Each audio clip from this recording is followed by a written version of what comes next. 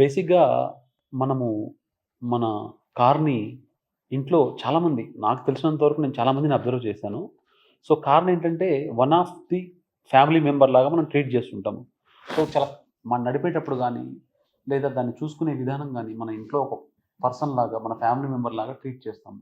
మనం ఎప్పుడైతే insurance part అనేది మనం తీసుకోవడానికి చూస్తుంటామో, బేసిక్‌గా చాలామంది ఏం చేస్తారంటే, ఆన్‌లైన్‌లోకి వెళ్లి సెర్చ్ చేసి కార్ ఇన్స్యూరెన్స్ అని కొట్టేసి, ఏదో ఒక హడావుడిలో పాలిసీ తీసుకుంటారు. బట్ ఆ పాలిసీ మనకి ఎంతవరకు యూజ్ అవుతుంది అనేది క్వెషన్ మార్క్.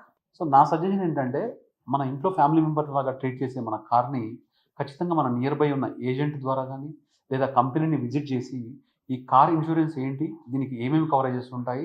మనకి ఏ టైంలో యాక్సిడెంట్ అయినప్పుడు మనకి ఎలా యూజ్ అవుతుంది? సో, 100% కవర్ రావాలంటే ఏం తీసుకోవాలి? అండ్ మనకి ఇన్ కేస్ కీ మిస్‌ప్లేస్ అయినా సరే, కీ వచ్చేలాగా ఉండాలంటే ఏం తీసుకోవాలి? సో, ఇవన్నీ గూడా మీరు ఒకసారి పర్సన్‌తోని నియర్ బై ఒక ఏజెంట్‌తో గాని, లేదా ఒక ఆఫీస్‌కి వెళ్లి విజిట్ చేసి, వాళ్ళతో గాని డిస్కస్ చేసి తీసుకోవడం అనేది 100% సజెస్టబుల్. Thank you.